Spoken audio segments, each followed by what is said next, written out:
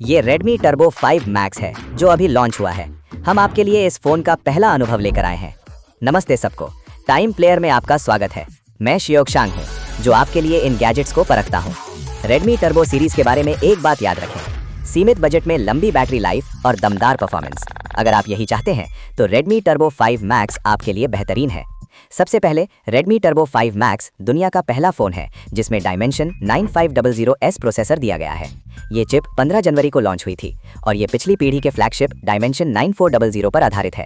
इसमें एक super large core और सभी बड़े कोर का स्ट्रक्चर है। इसका फायदा ये है कि ये समान कीमत वाले अन्य उत्पादों की तुलना में परफॉर्मेंस और पावर एफिशिएंसी के बीच एक शानदार संतुलन बनाता है। हमने इसे 25 डिग्री सेल्सियस के कमरे के तापमान पर टेस्ट किया और सेटिंग्स को मैक्सिमम पर रखा। ऑनर ऑफ किंग्स में एवरेज फ्रेम रेट 120.1 FPS रहा, जबकि 1% लो फ्रेम 114.3 FPS था। इसकी पावर खपत 3.97 वाट और तापमान 39 डिग्री सेल्सियस रहा। जेंशन इम्पैक्ट के लिए रेंडरिंग रेजोल्यूशन 990p था, जिसमें एवरेज फ्रेम रेट 59.9 FPS और 1% लो फ्रेम 44.8 FPS रहा। इसकी पावर खपत 5.03 वाट और तापमान 42.9 डिग्री सेल्सियस था। होंकाई स्टार रेल का रेंडरिंग रेजोल्यूशन 997p था, एवरेज फ्रेम रेट 59.3 FPS और 1% लो फ्रेम 28.6 FPS रहा।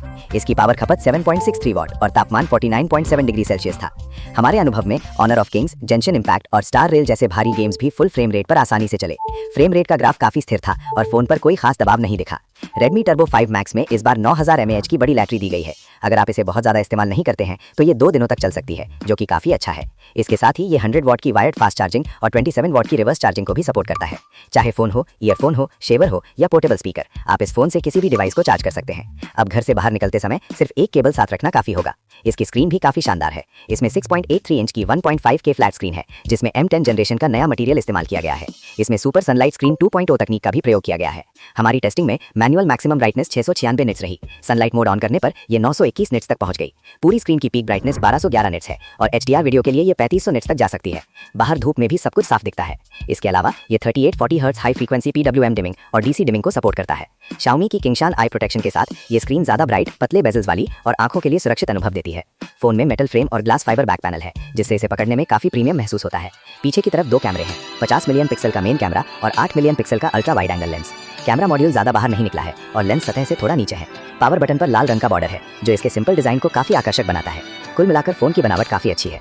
साउंड के लिए इसमें 111.15F सिमेट्रिकल ड्यूल स्पीकर्स दिए गए हैं। इसका साउंड काफी क्लियर और सराउंड इफेक्ट वाला है। इसमें अल्ट्रासोनिक फिंगरप्रिंट सेंसर भी है, जो गीले हाथों से भी अनलॉक हो जाता है।